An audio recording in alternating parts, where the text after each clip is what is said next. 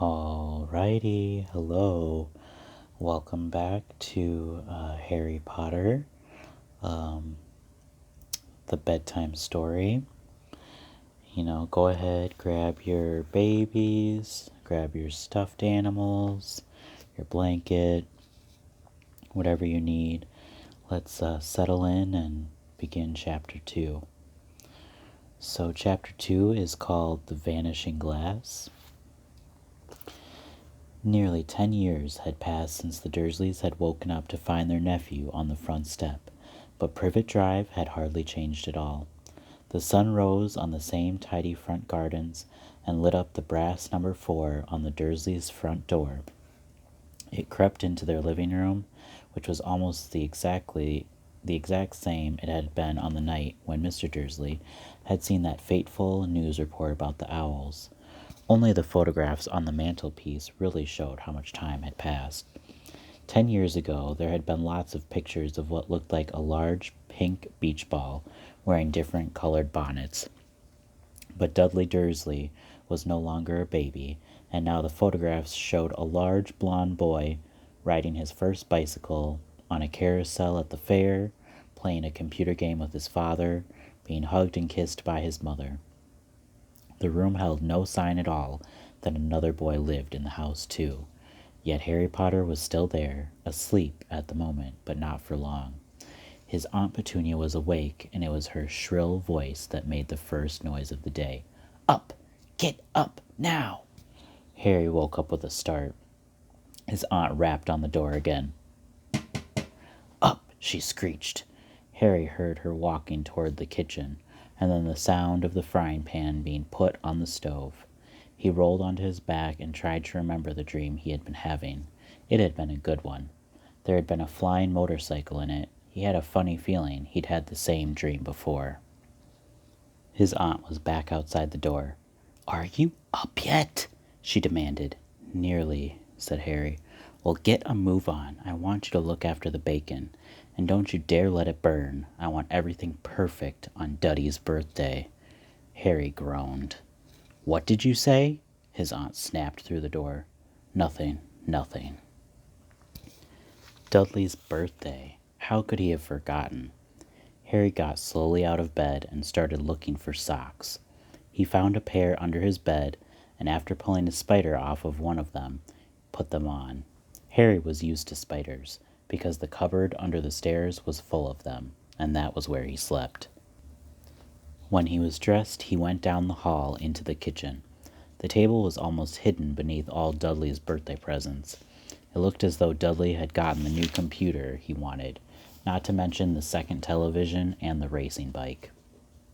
Exactly why Dudley wanted a racing bike was a mystery to Harry, as Dudley was very fat and hated exercise, unless of course it involved punching somebody. Dudley's favorite punching bag was Harry, but he couldn't often catch him. Harry didn't look it, but he was very fast. Perhaps it had to do something with living in a dark cupboard, but Harry had always been small and skinny for his age. He looked even smaller and skinnier than he really was because all he had to wear were old clothes of Dudley's, and Dudley was about 4 times bigger than he was. Harry had a thin face, knobbly knees, black hair, and bright green eyes. He wore round glasses held together with a lot of Scotch tape because of all the times Dudley had punched him on the nose. The only thing Harry liked about his own appearance was a very thin scar on his forehead that was shaped like a bolt of lightning.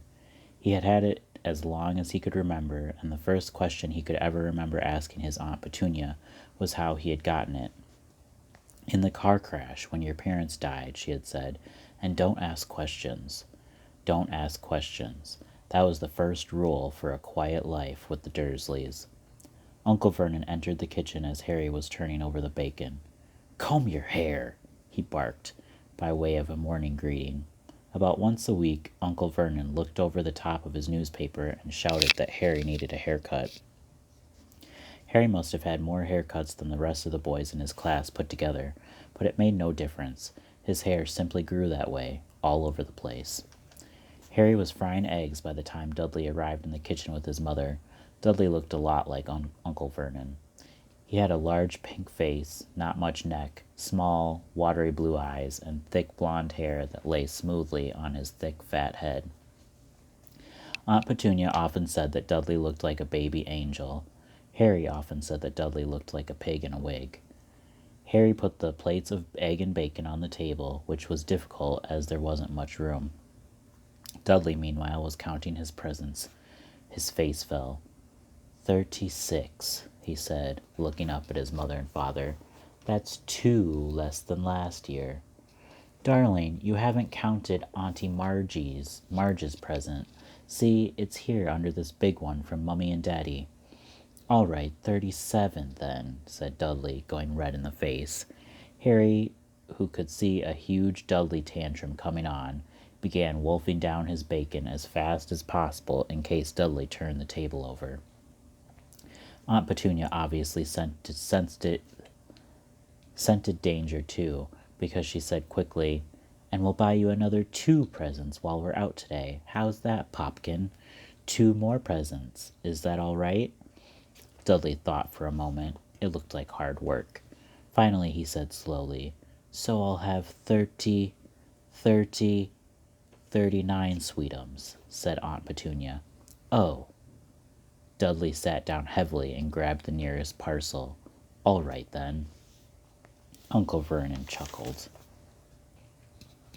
"Little Tyke wants his money's worth, just like his father. Attaboy, Dudley." He ruffled Dudley's hair.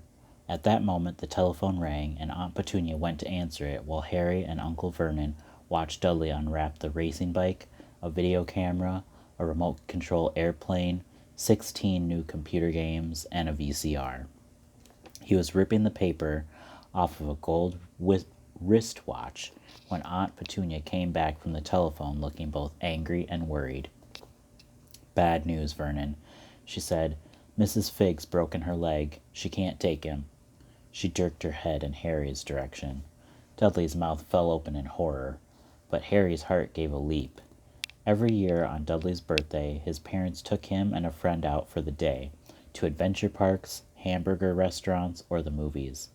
Every year, Harry was left behind with Mrs. Figg, a mad old lady who lived 2 streets away. Harry hated it there. The whole house smelled of cabbage, and Mrs. Figg made him look at photographs of all the cats she'd ever owned. "Now what?" said Aunt Petunia, looking furiously at Harry as though he'd planned this. Harry knew he ought to feel sorry that Mrs. Figg had broken her leg, but it wasn't easy when he reminded himself it would be a whole year before he had to look at Tibbles, Snowy, Mr. Paws, and Tufty again. "We could phone Marge," Uncle Vernon suggested. "Don't be silly, Vernon. She hates the boy." The Dursleys often spoke about Harry like this, as though he wasn't there, or rather as though he was something very nasty that couldn't understand them, like a slug. "What about what's-her-name? Your friend, Yvonne?" "On vacation," snapped Aunt Petunia.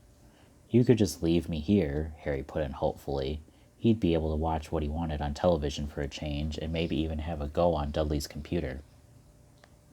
Aunt Petunia looked as though she'd just swallowed a lemon. "And come back and find the house in ruins?" she snarled. "I won't blow up the house," said Harry, but they weren't listening. "I suppose we could take him to the zoo," said Aunt Petunia slowly, "and leave him in the car." "That car's new. He's not sitting in it alone." Dudley began to cry loudly. In fact, he wasn't really crying. It had been years since he'd really cried, but he knew that if he screwed up his face and wailed, his mother would give him anything he wanted. "Dinky Duddy Dums, don't cry. Mummy won't let him spoil your special day," she cried, flinging her arms around him. "I don't want him to come," Dudley yelled between huge pretend sobs. "He always spoils everything." He shot Harry a nasty grin through the gap in his mother's arms. Just then the doorbell rang. "Oh, good Lord, they're here," said Aunt Petunia frantically, and a moment later Dudley's best friend, Piers Polkiss, walked in with his mother. Piers was a scrawny boy with a face like a rat. He was usually the one who held people's arms behind their backs while Dudley hit them. Dudley stopped pretending to cry at once. Half an hour later, Harry, who couldn't believe his luck, was sitting in the back of the Dursleys' car with Piers and Dudley on the way to the zoo for the first time in his life.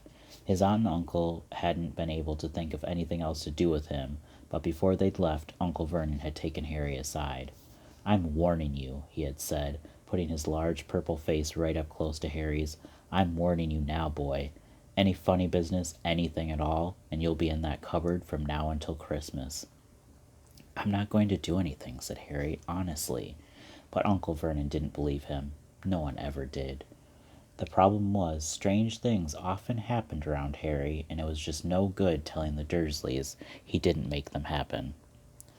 Once, Aunt Petunia, tired of Harry coming back from the barber's looking as though he hadn't been at all, had taken a pair of kitchen scissors and cut his hair so short he was almost bald, except for his bangs, which she left to hide that horrible scar. Dudley had laughed himself silly at Harry, who spent a sleepless night imagining school the next day, where he was already laughed at for his baggy clothes and taped glasses. Next morning, however, he had gotten up to find his hair exactly as it had been before Aunt Petunia had sheared it off. He had been given a week in his cupboard for this, even though he had tried to explain that he couldn't explain how it had grown back so quickly. Another time, Aunt Petunia had been trying to force him into a revolting old sweater of Dudley's, brown with orange puffballs. The harder she tried to pull it over his head, the smaller it seemed to become, until finally it might have fitted a hand puppet, but certainly wouldn't fit Harry. Aunt Petunia had decided it must have shrunk in the wash, and to his great relief, Harry wasn't punished. On the other hand, he'd gotten into trouble for being found on the roof of the school kitchens. Dudley's gang had been chasing him as usual when, as much to Harry's surprise as anyone else's, there he was, sitting on the chimney. The Dursleys had received a very angry letter from Harry's head mistress, telling them Harry had been climbing school buildings, but all he'd tried to do, as he shouted at Uncle Vernon through the locked door of his cupboard, was jump behind the big trash cans outside the kitchen doors. Harry supposed that the wind must have caught him in mid-jump. But today, nothing was going to go wrong. It was even worth being with Dudley and Piers to be spending the day somewhere that wasn't school, his cupboard, or Mrs. Figg's cabbage-smelling living room. While he drove, Uncle Vernon complained to Aunt Petunia. He liked to complain about things. People at work, Harry, the council, Harry, the bank, and Harry were just a few of his favorite subjects. This morning, it was motorcycles. "Roaring along like maniacs, the young hoodlums," he said, as a motorcycle overtook them. "I had a dream about a motorcycle," said Harry, remembering suddenly. "It was flying." Uncle Vernon nearly crashed into the car in front. He turned right around in his seat and yelled at Harry, his face like a gigantic beet with a mustache. "Motorcycles don't fly!" Dudley and Piers sniggered. "I know they don't," said Harry. "It was only a dream." But he wished he hadn't said anything. If there was one thing the Dursleys hated even more than asking questions, it was his talking about anything acting in a way it shouldn't. No matter if it was in a dream or even a cartoon, they seemed to think he might get dangerous ideas. It was a very sunny Saturday, and the zoo was crowded with families. The Dursleys bought Dudley and Piers large chocolate ice creams at the entrance, and then, because the smiling lady in the van had asked Harry what he wanted before they could hurry him away, they bought him a cheap lemon ice pop. It wasn't bad either, Harry thought, licking it as they watched a gorilla scratching its head, who looked remarkably like Dudley, except that it wasn't blonde. Harry had the best morning he'd had in a long time. He was careful to walk a little way apart from the Dursleys so that Dudley and Piers, who were starting to get bored with the animals by lunchtime, wouldn't fall back on their favorite hobby of hitting him. They ate in the zoo restaurant, and when Dudley had a tantrum because his Knickerbocker Glory didn't have enough ice cream on top, Uncle Vernon bought him another one, and Harry was allowed to finish the first. Harry felt afterward that he should have known it was all too good to last. After lunch they went to the reptile house. It was cool and dark in there, with lit windows all along the walls. Behind the glass, all sorts of lizards and snakes were crawling and slithering over bits of wood and stone. Dudley and Piers wanted to see huge, poisonous cobras and thick, man-crushing pythons. Dudley quickly found the largest snake in the place. It could have wrapped its body twice around Uncle Vernon's car and crushed it into a trash can. But at the moment, it didn't look in the mood. In fact, it was fast asleep. Dudley stood with his nose pressed against the glass, staring at the glistening brown coils. "Make it move," he whined at his father. Uncle Vernon tapped on the glass, but the snake didn't budge. "Do it again," Dudley ordered. Uncle Vernon rapped the glass smartly with his knuckles, but the snake just snoozed on. "This is boring," Dudley moaned. He shuffled away. Harry moved in front of the tank and looked intently at the snake. He wouldn't have been surprised if it had died of boredom itself. No company except stupid people drumming their fingers on the glass, trying to disturb it all day long. It was worse than having a cupboard as a bedroom, where the only visitor was Aunt Petunia hammering on the door to wake you up. At least you got to visit the rest of the house. The snake suddenly opened its beady eyes. Slowly, very slowly, it raised its head until its eyes were on a level with Harry's. It winked. Harry stared. Then he looked quickly around to see if anyone was watching. They weren't. He looked back at the snake and winked too. The snake jerked its head toward Uncle Vernon and Dudley, then raised its eyes to the ceiling. It gave Harry a look that plainly said, "I get that all the time." "I know," Harry murmured through the glass, though he wasn't sure the snake could hear him. "It must be really annoying." The snake nodded vigorously. "Where do you come from anyway?" Harry asked. The snake jabbed its tail at a little sign next to the glass. Harry peered at it. "Boa constrictor, Brazil." "Was it nice there?" The boa constrictor jabbed its tail at the sign again, and Harry read on. "This specimen was bred in the zoo." "Oh, I see. So you've never been to Brazil." As the snake shook its head, a deafening shout behind Harry made both of them jump. "Dudley! Mr. Dursley! Come and look at this snake! You won't believe what it's doing!" Dudley came waddling toward them as fast as he could. "Out of the way, you!" he said, punching Harry in the ribs. Caught by surprise, Harry fell hard on the concrete floor. What came next happened so fast no one saw how it happened. 1 second, Piers and Dudley were leaning right up close to the glass, and the next they had leapt back with howls of horror. Harry sat up and gasped. The glass front of the boa constrictor's tank had vanished. The great snake was uncoiling itself rapidly, slithering out onto the floor. People throughout the reptile house screamed and started running for the exits. As the snake slid swiftly past him, Harry could have sworn a low, hissing voice said, "Brazil, here I come. Thanks, amigo." The keeper of the reptile house was in shock. "But the glass," he kept saying. "Where did the glass go?" The zoo director himself made Aunt Petunia a cup of strong, sweet tea, while he apologized over and over again. Piers and Dudley could only gibber. As far as Harry had seen, the snake hadn't done anything except snap playfully at their heels as it passed. But by the time they were all back in Uncle Vernon's car, Dudley was telling them how it had nearly bitten off his leg, while Piers was swearing it had tried to squeeze him to death. But worst of all, for Harry at least, was Piers calming down enough to say Harry was talking to it, weren't you, Harry? Uncle Vernon waited until Piers was safely out of the house before starting on Harry. He was so angry he could hardly speak. He managed to say, "Go, cupboard, stay, no meals," before he collapsed into a chair, and Aunt Petunia had to run and get him a large brandy. Harry lay in his dark cupboard much later, wishing he had a watch. He didn't know what time it was, and he couldn't be sure that the Dursleys were asleep yet. Until they were, he couldn't risk sneaking into the kitchen for some food. He'd lived with the Dursleys almost 10 years. 10 miserable years, as long as he could remember, ever since he'd been a baby, and his parents had died in that car crash. He couldn't remember being in the car when his parents had died. Sometimes, when he strained his memory during long hours in his cupboard, he came up with a strange vision, a blinding flash of green light and a burning pain on his forehead.